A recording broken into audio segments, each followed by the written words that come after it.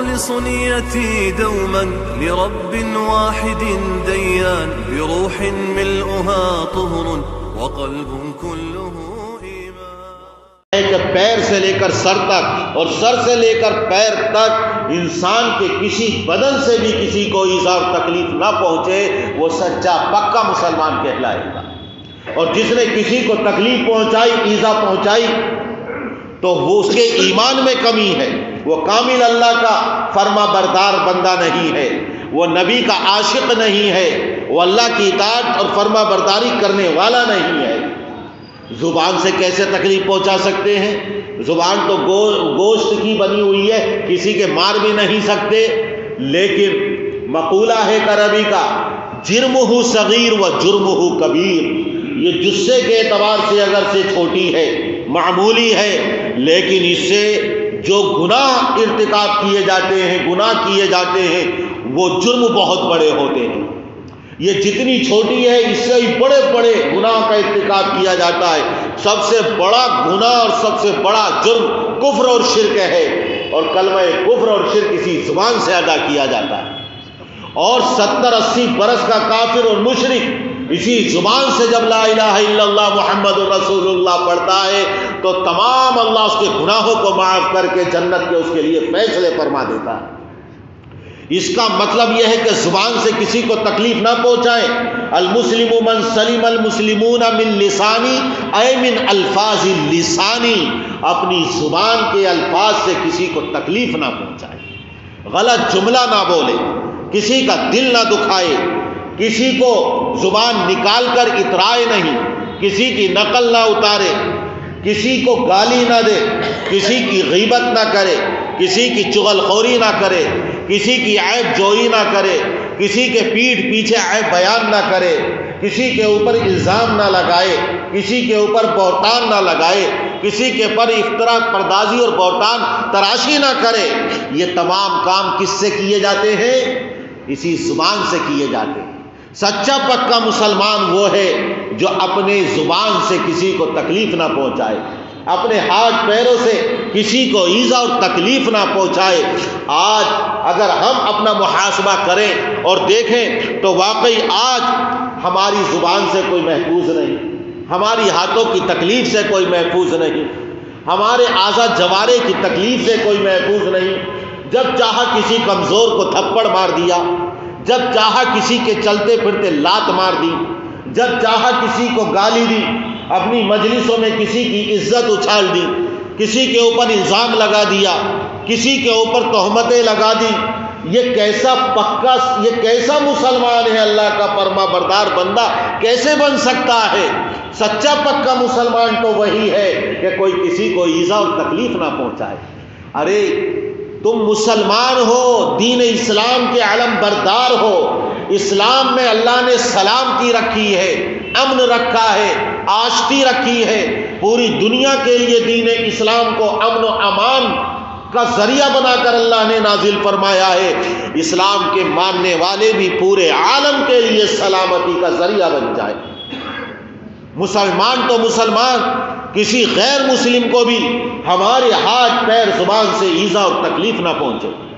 محی السنہ حضرت مولانا ابرار الحق صاحب رحمۃ اللہ علیہ ہردوئی والے، ایک غیر مسلم نے ان سے سوال کیا کہ حضرت یہ جو حدیث میں آتا ہے کہ مسلمان کسی دوسرے مسلمان کو تکلیف نہ پہنچائے، تو کیا ہندوؤں کو تکلیف پہنچائے، غیر مسلموں کو تکلیف پہنچائے؟ حدیث میں تو المسلم من سلم المسلمون کا لفظ ہے، یہاں غیر مسلم اور ہندوؤں کا لفظ نہیں ہے، تو کیا ان کو تکلیف پہنچا سکتا ہے؟ کتنا بہترین جواب حضرت محی السنہ رحمۃ اللہ علیہ نے عنایت فرمایا کہ دیکھو مسلمان آپس میں ایک جگہ رہتے ہیں، ان کا آپس میں اختلاط ہوتا ہے، میل جول کثرت سے رہتا ہے، اس لیے حدیث میں مسلمان کا لفظ ذکر کر دیا، کیونکہ جو جس کے ساتھ رہے گا، جس سے اس کا میل جول رہے گا، جس سے زیادہ ملاقاتیں رہیں گی، تعلقات رہیں گے، تو تکلیفیں بھی ان سے پہنچیں گی۔ جب برتن ایک ساتھ رہتے ہیں تو ان میں آوازیں نکلتی ہیں، کھٹ پٹ ہوتی ہیں، لیکن جو دور کے برتن ہوتے ہیں، ادھر کے برتن ان سے نہیں ٹکرا سکتے، ٹکرائیں گے وہ جو قریب قریب ہوں گے. تو مسلمان چونکہ آپس میں ملے جلے رہتے ہیں اس لیے ایک دوسرے کو تکلیف پہنچ سکتی ہے. اس لیے رحمت للعالمین صلی اللہ علیہ وسلم نے یہ فرمایا کہ دیکھو ایک ساتھ رہتے ہوئے بھی کسی کو تکلیف نہ پہنچاؤ. اور چونکہ ہندوؤں کا زیادہ میل جول نہیں رہتا اس لیے آپ نے نہیں فرمایا، ورنہ حقیقت یہ ہے کہ کامل مسلمان وہ ہے کہ جو مسلمانوں کو بھی تکلیف نہ پہنچائے، غیر مسلموں کو بھی تکلیف نہ پہنچائے، بلکہ جانوروں کو بھی تکلیف نہ پہنچائے، چونٹیوں کو بھی تکلیف نہ پہنچائے، چرند پرند بھی اس کی وجہ سے محفوظ ہو جائیں. اسلام کے اندر سلامتی ہے اور مسلمان ایسا ہی سلامتی کا علم بردار ہونا چاہیے.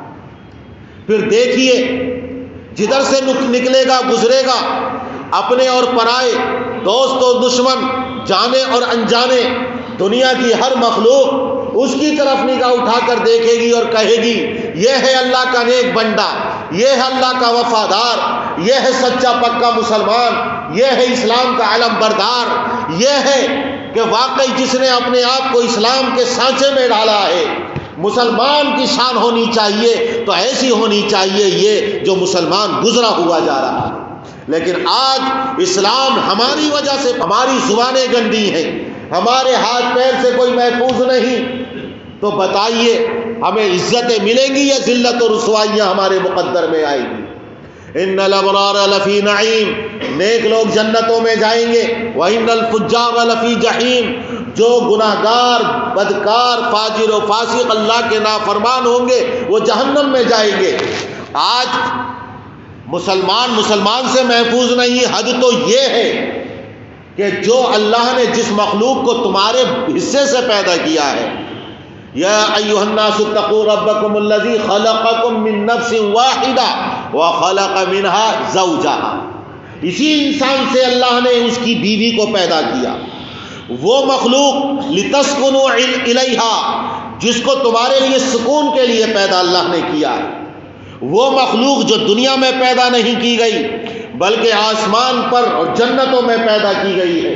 وہ جنتی تحفہ ہے، وہ عورت کی شکل میں جو اللہ نے تمہاری بیویاں، تمہاری عورتیں تمہاری بیویاں بنائی ہیں.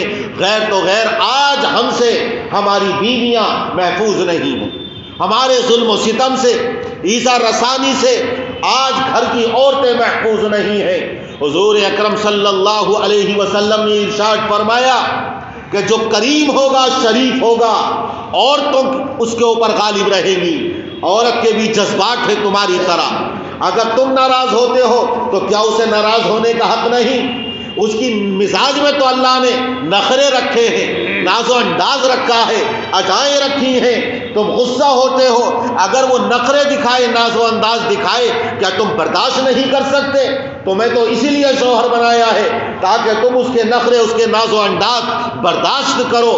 تو اللہ تعالیٰ نے آسمانی اور جنت کا یہ تحفہ تمہیں عطا فرمایا تمہارے دل کے سکون کے لیے، تمہارے گھر کے آباد کرنے کے لیے، تمہاری نسل کو جاری کرنے کے لیے، قیامت تک تمہارا نام زندہ رکھنے کے لیے. لیکن آج وہی ہماری بیوی آج ہمارے ظلم و ستم سے محفوظ نہیں ہے.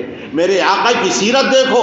حضرت عائشہ فرماتی ہیں کہ حضور اکرم صلی اللہ علیہ وسلم جب بھی گھر میں داخل ہوتے تھے مسکراتے ہوئے چہرے کے ساتھ داخل ہوتے، ہنستے ہوئے داخل ہوتے تھے. آپ کے چہرے پر مسکراہٹیں نظر آتی تھیں.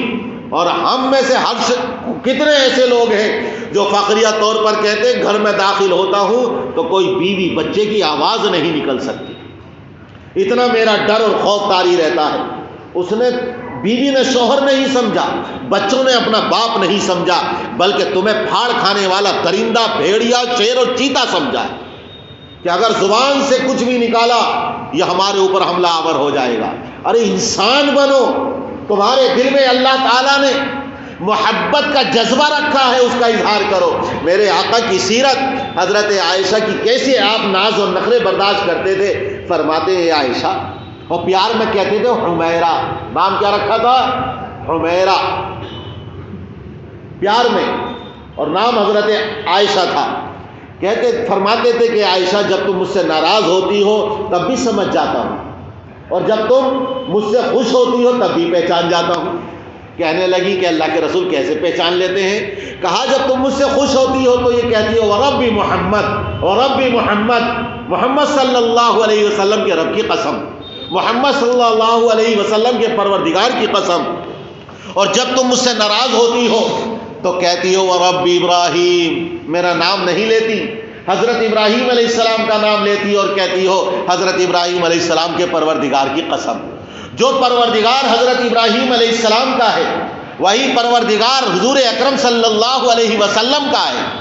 جس نے حضرت ابراہیم کو خلیل الرحمن، خلیل اللہ اور اپنا نبی بنایا، اسی پروردگار اور خالق و مالک نے حضور اکرم صلی اللہ علیہ وسلم کو حبیب اللہ، اپنا نبی اور رسول بنایا۔ تو تم جب ناراض ہوتی ہو تو حضرت ابراہیم کا نام لیتی ہو اور جب خوش ہوتی ہو تو میرا نام لیتی ہو۔ حضرت عائشہ کہنے لگی اللہ کے رسول، میری زبان ہی پر تو ناراضی کی حالت میں آپ نام نہیں آتا، لیکن دل میں تو آپ کی محبت رہتی ہے۔ دیکھو یہ نخرے دکھا رہی ہے، ناز دکھا رہی ہے، اور میرے آقا کیسے برداشت کر رہے ہیں۔ آپ نے فرمایا خیرکم خیرکم لأہلہ وخیرکم لأہلی، تم میں سب سے بہتر وہ ہے جو اپنے اہل و عیال کے ساتھ اچھا معاملہ کرے، اپنی بیویوں کے ساتھ حسن سلوک کرے، اور یاد رکھو تمام انسانوں میں اپنی بیویوں کے ساتھ سب سے اچھا سلوک کرنے والا میں ہوں۔ اللہ نے قرآن میں فرمایا وعاشروہن بالمعروف، عورتوں کے ساتھ اچھا سلوک کرو۔ اللہ نے فرمایا وَلَهُنَّ مِثْلُ الَّذِي عَلَيْهِنَّ بِالْمَعْرُوفِ، جس طرح مردوں کے حق عورتوں پر ہے، عورتوں کے حقوق بھی اسی طرح مردوں پر ہیں، بلکہ اللہ نے عورتوں کے حقوق کو مقدم رکھا ہے۔ وَلَهُنَّ مِثْلُ الَّذِي، مفتی فیاض صاحب عالم دین ہیں، عربی قواعد کو جانتے ہیں، آپ پوچھ لینا۔ وَلَهُنَّ مِثْلُ الَّذِي علیہن بالمعروف، عورتوں کو مقدم کیا ہے کہ عورتوں کا حق مردوں پر، شوہروں پر مقدم ہے، پہلے ہے۔ مرد تو زبردستی اپنا حق وصول کر سکتا ہے، اس کے پاس طاقت ہے، اس کے پاس قوت ہے، اور رجال قوامون علی النساء، وہ مرد عورت کا حاکم ہے، محافظ ہے، نگراں ہے، لیکن اگر تم عورت کے حقوق مارو گے تو بیچاری وہ کہاں جائے گی؟ تڑپ کر رہ جائے گی، رونے اور بلکنے اور سسکنے کے سوا کیا ملے گا؟ اس لیے اللہ نے سفارش کی ہے وعاشروہن بالمعروف، اچھا سلوک کرنا ان کے ساتھ، حسن سلوک کرنا۔ اگر کوئی وزیر اعظم کسی کو خط لکھ دے، میسج بھیج دے، کہنا کہ جو تمہارے نکاح میں ہے وہ میری قریبی رشتہ دار ہے یا میری بیٹی ہے، اچھا سلوک کرنا اس کے ساتھ، اس کے حقوق کو پورے طور پر ادا کرتے رہنا، پیار اور محبت کے ساتھ پیش آنا۔ تو یہ بتائیے اس خط کے آنے کے بعد، میسج آنے کے بعد، وہ شوہر کیا اپنی بیوی کے ساتھ زیادتی اور ظلم کرے گا؟ سوچ بھی نہیں سکتا کہ کہیں ایسا نہ ہو کہ میری شکایت وہاں تک پہنچ جائے۔ اللہ جو احکم الحاکمین ہے، شاہان شاہ ہے، تمام بادشاہوں کا بادشاہ ہے، اس نے اپنی بندیوں کے بارے میں، عورتوں کے بارے میں، ان کے شوہروں کو حکم دیا اور سفارش کی ہے کہ دیکھو اس صنف نازک کو، اس کمزور مخلوق کو میں نے تمہاری بیوی بنایا ہے، تمہاری زوجیت میں دیا ہے، ان کے ساتھ اچھا سلوک کرنا، ظلم و زیادتی کا معاملہ مت کرنا۔ تو ہم دنیا کے کسی بڑے عہدے دار کا اتنا خیال رکھتے ہیں کہ وہ لکھ دے، حکم دے دے، تو ہم اپنی بیوی کی طرف غلط نگاہ سے دیکھ نہیں سکتے۔ وہ اللہ جو ہر وقت تمہارے اوپر نظر رکھے ہوئے ہے اور اس سے کوئی چیز پوشیدہ نہیں، اگر وہ حکم دے دے تو ہمیں اپنی بیویوں کے ساتھ کتنا اچھا سلوک کرنا چاہیے۔ یہ اللہ نے جو تمہاری زوجیت میں دی ہے، اگر ان کے ساتھ اچھا سلوک کرو گے تو کریم کہلاؤ گے، بدسلوکی کرو گے، زیادتی ظلم کرو گے تو لئیم اور کمینے کہلاؤ گے۔ میں اپنی طرف سے نہیں، میرے آقا نے فرمایا یغلبنا کریمہ، عورتیں شریف آدمیوں پر غالب آ جاتی ہیں، وہ کریم ہے، اور یغلبہن لئیم، جو کمینہ ہوتا ہے وہ عورتوں پر ظلم و زیادتی کرتا ہے۔ فاحب ان اکون کریما مغلوبا ولا احب ان اکون لئیما غالبا، میں اس بات کو پسند کرتا ہوں کہ کریم اور شریف رہوں، چاہے میری عورتیں میرے اوپر غالب آ جائیں۔ میں اس بات کو کبھی پسند نہیں کرتا کمینہ بن جاؤں، اور میں عورتوں کے اوپر غالب آ جاؤں، اپنا رعب جماؤں اور ان کے اوپر ظلم و زیادتی کروں۔ یہ آج ہمارے معاشرے میں اختلاف کی سب ایک اہم وجہ یہ بھی ہے، جو خاندانوں میں اختلاف ہے، ہماری رشتہ داریوں میں اختلاف ہے کہ ہمارے خاندگی امور درست نہیں ہے اور ہماری گھر کی عورتوں کے ساتھ اچھا سلوک نہیں ہے۔ اللہ تبارک و تعالی ہمیں گھر کی عورتوں کے ساتھ، خاص طور سے بیویوں کے ساتھ اچھا سلوک کرنے کی، قرآن اور شریعت کی روشنی میں ان کے حقوق ادا کرنے کی توفیق عطا فرمائے۔ وآخر دعوانا ان الحمدللہ۔ وتعلو همتي دوما وتسبق خطوتي الأزمان، فوقتي لا أضيعه بما يفضي إلى الخسران، وكفي لا يفارقها أداء